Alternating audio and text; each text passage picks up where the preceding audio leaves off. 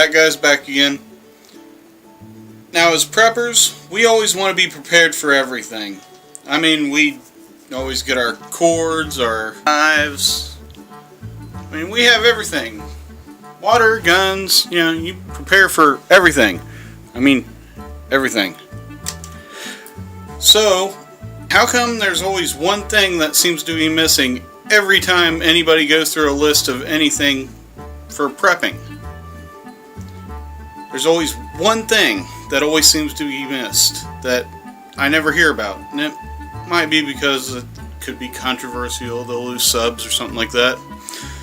Every survival kit should include a book of faith. Now, I'm Christian, so this is a good old King James Bible. Know what my audience consists of. I'm pretty sure they make travel Qurans, and of course the Torah is the first part of the Bible anyway, so I don't know how to advise in other religious aspects, but as a Christian, there are a plethora of Bibles to choose from. This happens to be the one that I have, and mainly it is to put in my bug out bag. But you also have the ESV and NKJV. NIV I don't have a sample of right now, but NKJV. But you can pick this up for $1. You can go to Goodwill most of the time and pick one up for free. They usually give away Bibles. There's no reason that if you are a person of faith that you don't have one of these in your bug out bag. I have the KJV because this was like back when I was first starting learning and figured I needed a good old travel Bible. So this was my study Bible for a little while there. But I would much rather read from the NKJV. The NIV is also alright. ESV, as far as I can tell, is a decent read. When it comes to a bug out Bible, you want the easier to read, the better. And the reason for this is actually the reason for this video. A person asked me how to best implement the Great Commission, and since I usually do all my stuff on prepping, I figured I'd put it into the context of prepping. To first understand this concept, we need to first look at the Great Commission. Now, I will be reading out of the Power New Testament because this actually has older Jewish roots to it, so you get a more complete cultural feel for what they were trying to say. Great Commission is found in Matthew chapter 28, verse 16. And it says, "The 11 disciples went to Galilee to the mountain which Jesus appointed to them. And when they saw him, they paid homage to him, but they doubted. Then Jesus came and he spoke to them, saying, 'All authority has been given to me in heaven and upon earth. Therefore, when you go, you must now make disciples of all the heathens.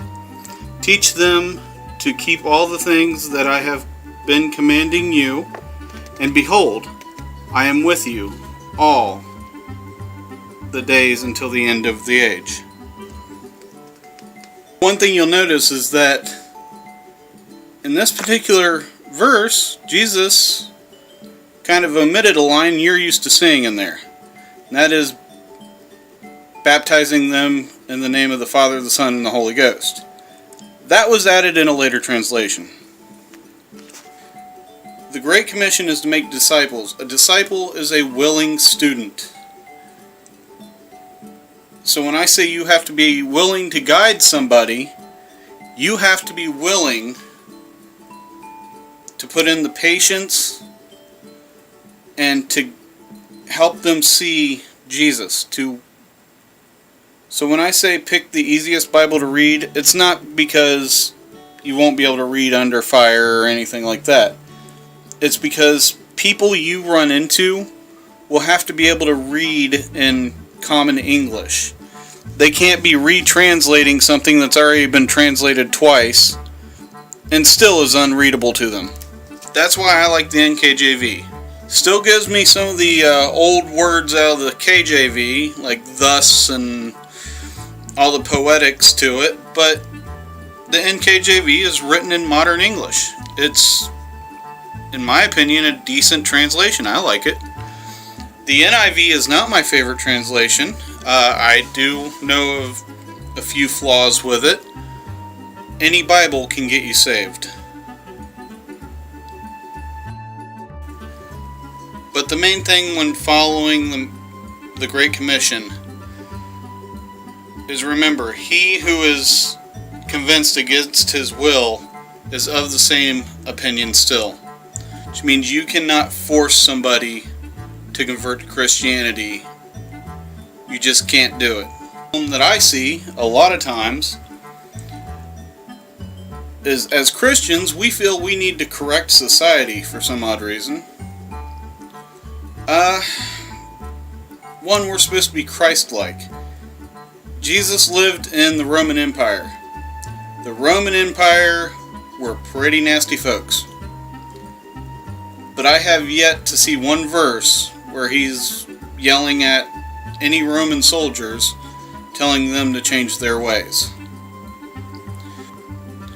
So if you're trying to help somebody meet Jesus and have a relationship with him, that's the way you have to approach it. You can only provide the seed. Let God provide the rest. That's the Angry Fat Guy's rant on the Great Commission during times of stress. I'm going to pander to a Christian audience, but this is something that needs taught in prepping. So anyway, I'm going to get off my soapbox. A good day, and God bless you.